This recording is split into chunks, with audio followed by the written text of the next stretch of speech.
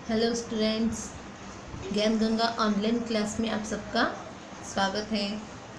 आज कक्षा 11वीं बीए का चौथा चैप्टर हम लोग पढ़ेंगे, जिसका नाम है सूचना संचार, ई कॉमर्स और आउटसोर्सिंग। वर्तमान कंडीशन में धंधे में प्रतिस्पर्धा बहुत बढ़ गई है। इस प्रतिस्पर्धा के युग में धंधे के विकास के लिए मानव संसाधन जैसी शक्तियाँ बहुत महत्वपूर्ण हो गई है। प्रतिस्पर्धा में टिके रहने के लिए उच्च गुणवत्ता वाली वस्तु की निम्न लागत, कीमत, माल का शीघ्रता से स्थानांतरण तथा ग्राहकों को अधिक अच्छी सेवाएं जैसी बातें धंधा की इकाई के लिए महत्वपूर्ण हो गई है। भाई, धंधा की इकाई अपना यदि विकास चाहती है तो उसे क्या करना पड़ेगा कि अपने आप को प्रतिस्पर्धा में टिकाए रखना पड़ेगा, और उसके लिए उसे क्या करना होगा कि उच्च गुणवत्ता वाली वस्तुएं ग्राहकों को उपलब्ध करवानी होगी, उसे कम से कम कीमत पर अच्छी क्वालिटी देनी होगी, फिर वस्तुओं का शीघ्रता से स्थानांतरण हो सके ऐसी सुविधा उपलब्ध करवानी होगी, और ग्राहकों को और अधिक कई अच्छी सेवाएं दे सके। तो इन सभी बातों का धंधा की इकाई में बहुत महत्व है। तभी धंधा की इकाई प्रतिस्पर्धा रहते अपना स्थान बना सकती है। सूचना संचार के साधनों द्वारा सूचना संचार की प्रक्रिया धंधा की इकाइयों के लिए अत्यंत आवश्यक हो गई है। धंधा की इकाई का अन्य इकाइयों तथा ग्राहकों के साथ व्यवहार के लिए ई कॉमर्स की व्यवस्था अस्तित्व में आई है। इतना ही नहीं, धंधा के आंतरिक कार्य बाह्य स्रोत द्वारा सरलता से हो सके, इसके लिए आउटसोर्सिंग भी धंधा की आवश्यकता बन गई है। सूचना संचार का मीनिंग देखेंगे कि सूचना संचार किसे कहते हैं। सूचना देना यानी सूचना संचार। लेकिन सूचना संचार के लिए जो शब्द इंग्लिश में उपयोग किया जाता है उसे क्या कहते हैं, कम्युनिकेशन। और यह शब्द कम्युनिकेशन जो शब्द है वह लैटिन भाषा के दो शब्दों से मिलकर बना है, कम्युनिकेयर और कम्युनिस। इन दोनों शब्दों से मिलकर कम्युनिकेशन शब्द बना हुआ है, जिसका अर्थ होता है टू शेयर कॉमन। ऐसा सूचना संचार के अर्थ में समय बीतने के साथ बहुत परिवर्तन आया है, जिसके कारण आज सूचना संचार शब्द का अर्थ बहुत विस्तार हो गया है। आदि मानव का नाम आपने सुना होगा। आदि मानव किसे कहते हैं, तो वो क्या करते थे, आदि मानव संकेतों का या हाव भाव का उपयोग करके सूचना को प्रकट करते थे। उसके बाद में बोली के रूप में भाषा का उपयोग सूचना संचार में होने लगा। उसके बाद विज्ञान और टेक्नोलॉजी के विकास के परिणाम के स्वरूप भाषा और संज्ञाओं के उपयोग से विविध प्रसारणों माध्यमों का सूचना संचार प्रसारणों का उपयोग होने लगा। तो इसी की वजह से सूचना संचार क्या हो गया, तीव्र हो गया और बहुत आसान हो गया। लेकिन सूचना संचार कैसी प्रक्रिया है, द्विमार्गीय प्रक्रिया है। सूचना संचार में सूचना एक माध्यम से लेकर अन्य दूसरे माध्यम तक पहुंचाने की क्या है, प्रक्रिया है। और इस प्रक्रिया में सूचना प्रेषक द्वारा सूचना मूल स्वरूप में एकत्र करके उचित माध्यमों या मार्ग द्वारा प्रेषित की जाती है। प्रेषक मतलब जो सूचना दे रहा है, माध्यम मतलब जिसका उपयोग किया जा रहा है सूचना को देने के लिए। सूचना प्राप्तकर्ता संदेश का क्या करेगा, अर्थघटन करता है और उसके बाद ही उसे प्रति उत्तर देता है। वैसे सूचना संचार में जानकारी, विचारों, संवेदनाओं, भावनाओं या फिर सूचनाओं का दो या दो से अधिक व्यक्तियों के बीच क्या होता है, आदान प्रदान होता है। सूचना संचार में जब संदेशों को शब्दों द्वारा अर्थात भाषा के उपयोग से प्रस्तुत करते हैं तो वह शाब्दिक सूचना संचार कहलाता है।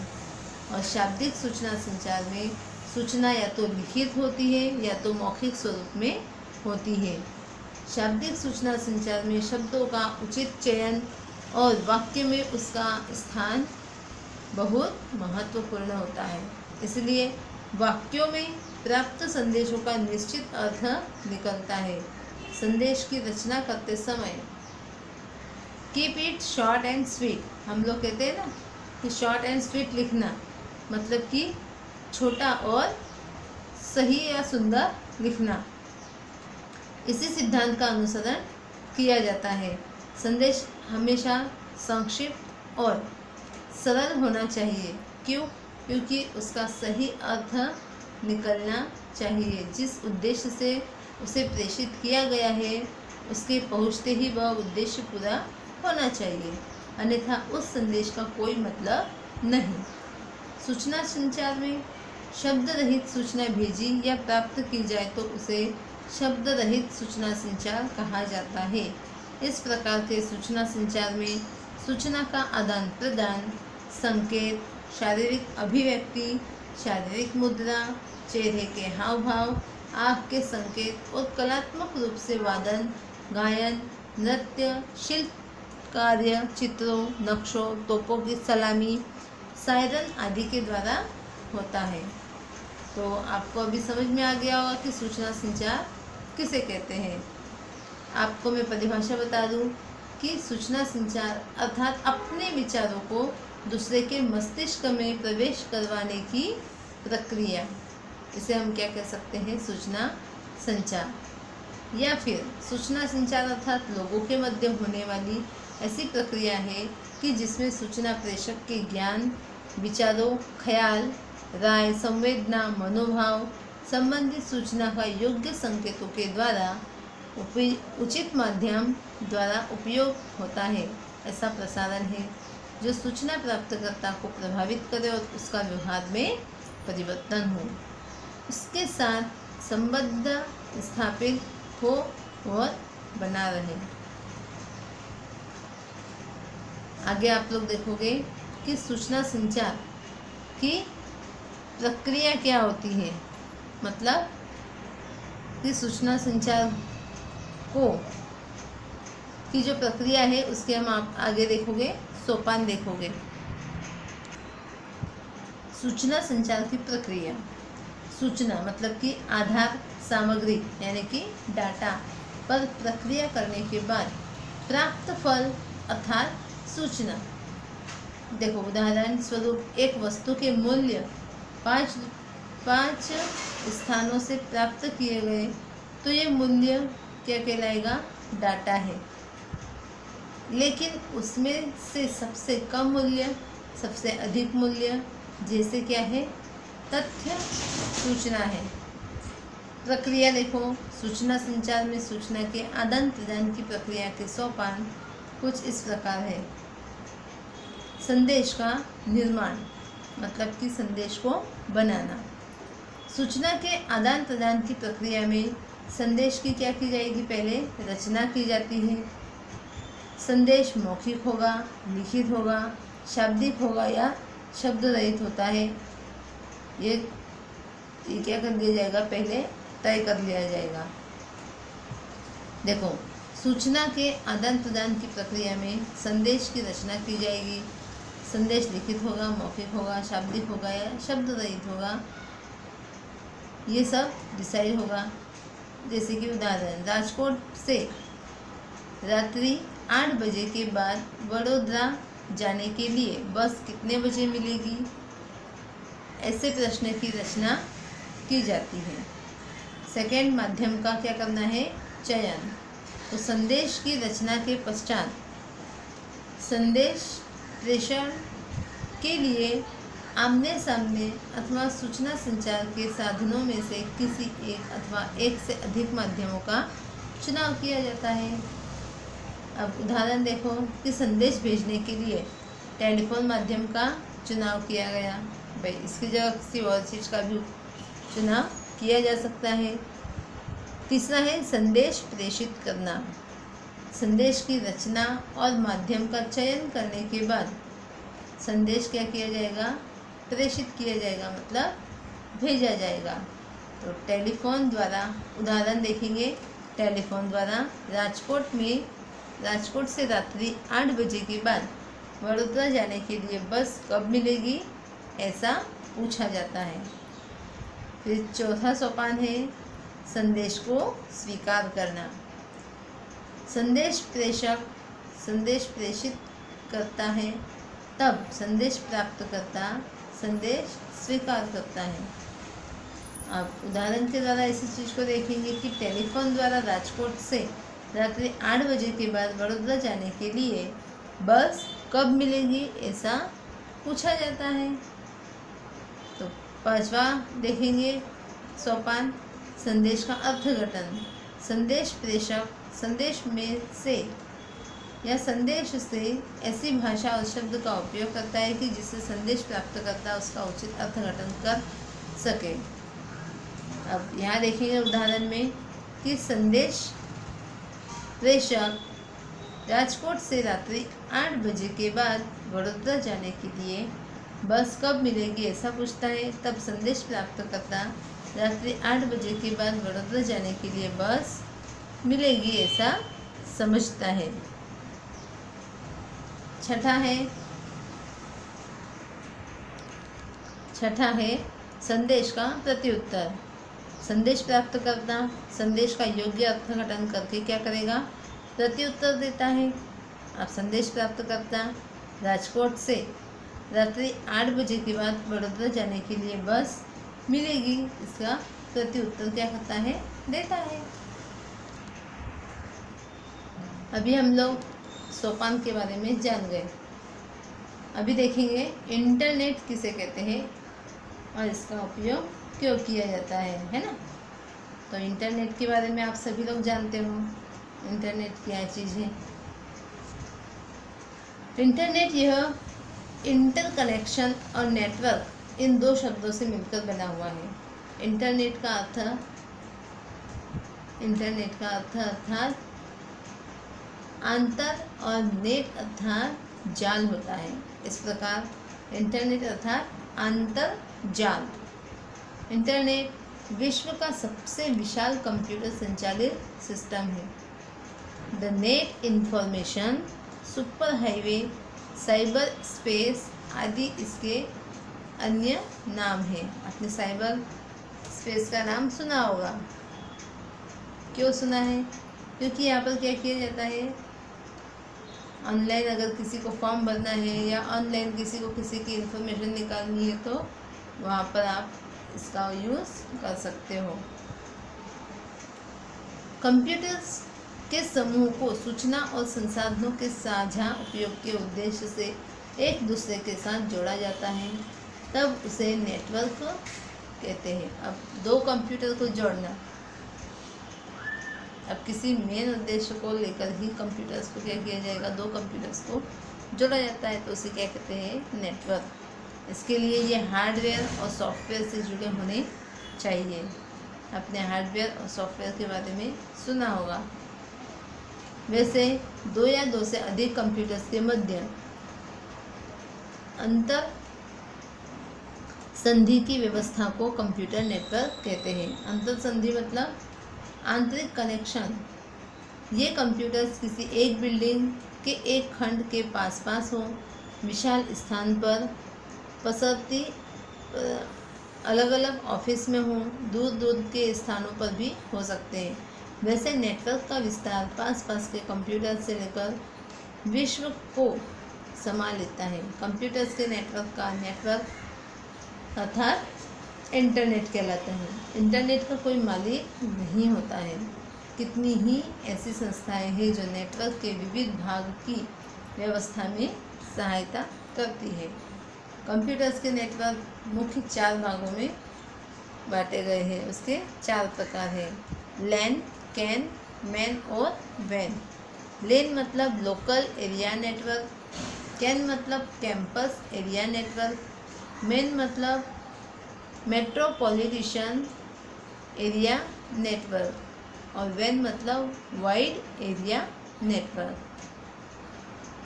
अब लैन का मीनिंग क्या बताया? कि एक निश्चित स्थान के कंप्यूटर्स एक दूसरे के साथ वायर द्वारा अथवा वायर के बिना एक दूसरे के साथ जुड़े होते हैं। इसे क्या कहते हैं? लैन। किसी एक फिक्स जगह पर एक ही बिल्डिंग में कह सकते हैं कि कंप्यूटर्स क्या हो रहे हैं, एक दूसरे से आपस में कनेक्ट कर दिए गए हैं, तो इसे क्या कहेंगे? लैन। कैन कैंपस एरिया नेटवर्क अर्थात एक कैंप के कंप्यूटर्स एक दूसरे के साथ जुड़े होते हैं। मेन अर्थात एक शहर के सभी कंप्यूटर्स एक दूसरे के साथ जुड़े होते हैं। और वेन मतलब कि कोई भी भौतिक सीमा न हो। इस प्रकार से वैश्विक रूप में कंप्यूटर्स एक दूसरे के साथ जुड़े होते हैं। इस तरह अलग अलग प्रकार के नेटवर्क को इंटरनेट कहा जाता है। वाइड एरिया नेटवर्क को दो भागों में विभाजित किया जाता है, एंटरप्राइज वैन और ग्लोबल वैन। अब एंटरप्राइज वैन देखेंगे। एक ही बड़ी संस्था का विशाल रूप से प्रसारित कंप्यूटर्स का नेटवर्क है, जो विविध स्थलों पर स्थायी कंप्यूटर्स के नेटवर्क का नेटवर्क है। इस नेटवर्क की रचना संस्था के लिए की जाती है। ऐसा नेटवर्क इंटरनेट के रूप में जाना जाता है। जैसे कि भारतीय रेलवे उसके समग्र देश के कार्यालयों के कंप्यूटर्स को इस पद्धति से जोड़ती है। मैं रेलवे की अगर बात करें तो भारतीय रेलवे का जो जाल फैला हुआ है सभी जगहों पर, तो सभी के कार्यालयों को कंप्यूटर्स के साथ जोड़ा जाता है। वो किसके ज़रिए जोड़ा जाता है? एंटरप्राइज वैन के ज़रिए। ग्लोबल वैन यह विशाल नेटवर्क है। इस नेटवर्क की भौगोलिक सीमा नहीं होती। यह विविध देशों और महाद्वीपों में प्रसारित है और अलग अलग संस्थाओं के नेटवर्क का सामूहिक नेटवर्क होता है।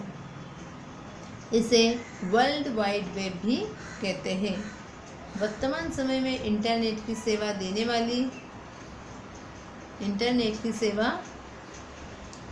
वाली जो संस्थाएं हैं, उन संस्थाओं ने टेलीफोन की आवश्यकता को दूर करके अपनी अलग संदेश व्यवहार की व्यवस्था की है। अनेक प्रख्यात संस्थाओं ने विविध कंप्यूटर्स को आपस में जोड़कर उसका जाल बनाया।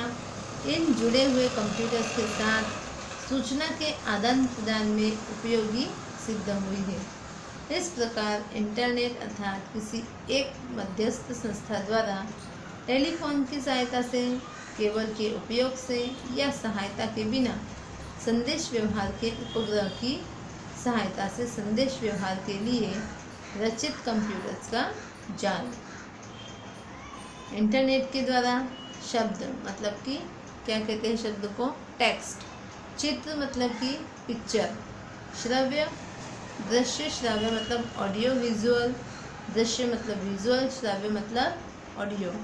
अंक मतलब न्यूमेरिक आदि स्वरूप में उपलब्ध जानकारी का आदान प्रदान किया जा सकता है। हम देखेंगे कि इंटरनेट द्वारा मुख्य 3 प्रकार के कार्य होते हैं। अब वो कौन कौन से कार्य हैं देखो। पहला कार्य देखेंगे, अन्य व्यक्तियों के साथ संपर्क।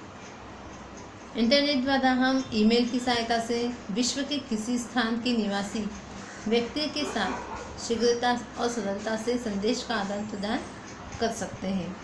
इंटरनेट द्वारा विश्व भर के उपभोक्ताओं के साथ इस प्रकार बात की जा सकती है जैसे कि कक्ष में बैठे हों। हम ऑनलाइन जैसे अभी पढ़ रहे हैं, तो ये भी क्या है? इंटरनेट का कमाल है कि मैं घर बैठे पढ़ा रही हूँ और आप घर बैठे पढ़ पा रहे हो। सेकंड, जानकारी की प्राप्ति। इंटरनेट द्वारा संपूर्ण विश्व के कंप्यूटर्स और नेटवर्क द्वारा जोड़ा जाता है। इससे किसी भी क्षेत्र की किसी भी विषय की जानकारी हम आसानी से और शीघ्रता से प्राप्त कर सकते हैं। अभी अगर आपको किसी भी प्रकार की कोई जानकारी अगर प्राप्त करनी है तो आप क्या करोगे? गूगल में जाकर, यूट्यूब में जाकर सर्च करोगे और तुरंत आप लोग उसके बारे में जानकारी हासिल कर सकते हो। तीसरा है अन्य कंप्यूटर सिस्टम के साथ संधि, मतलब कि इंटरकनेक्शन, आपस में जोड़ना। तो इंटरनेट के प्रसार माध्यम का उपयोग करके अन्य कंप्यूटर सिस्टम के साथ सीधा जुड़ा जा सकता है। उदाहरण, बैंकिंग सुविधाएं ऑनलाइन प्राप्त हुई है। अब यहाँ हम कंप्यूटर्स की बात कर रहे हैं, लेकिन अब ये सारी चीज़ें किससे और इजी हो गई है, मोबाइल के ज़रिए, और आसानी से हम लोग इन सभी चीज़ों से जुड़ गए हैं कि मोबाइल को यदि हम अपने बैंक से जोड़ दें, है ना, तो क्या होगा कि हम लोग ऑनलाइन पेमेंट कर सकते हैं। ऑनलाइन मतलब बैंकिंग की सुविधाएं ऑनलाइन कर सकते, बैंकिंग की जो भी सेवाएं हमें प्राप्त करनी है तो हम लोग ऑनलाइन प्राप्त कर सकते हैं। रेलवे की टिकट बुक करनी है तो टिकट बुक कर सकते हैं। फिर परीक्षाओं के बारे में यदि कोई जानकारी हासिल करनी है तो वो भी प्राप्त कर सकते हैं। देखो यहाँ दिया है कि बैंकिंग सुविधाएं ऑनलाइन प्राप्त हुई है। रेलवे का टिकट किसी भी स्थान से प्राप्त किया जा सकता है। गुजरात माध्यमिक और उच्चतर माध्यमिक शिक्षण बोर्ड द्वारा ली जाती परीक्षाओं में परीक्षा केंद्र का निरीक्षण कार्य इंटरनेट की सहायता से किया जा सकता है। अपनी क्लास में क्या होता है, स्कूल की क्लास में कैमरे लगे होते हैं। जब आपकी एग्ज़ाम होती है, बोर्ड की एग्ज़ाम, तो उसका भी क्या किया जा सकता है, ऑनलाइन निरीक्षण किया जा सकता है। तो ये सभी चीज़ें किसके ज़रिए आसान हो गई है, इंटरनेट के ज़रिए। इससे क्या होगा कि समय, श्रम और शक्ति की बचत होती है।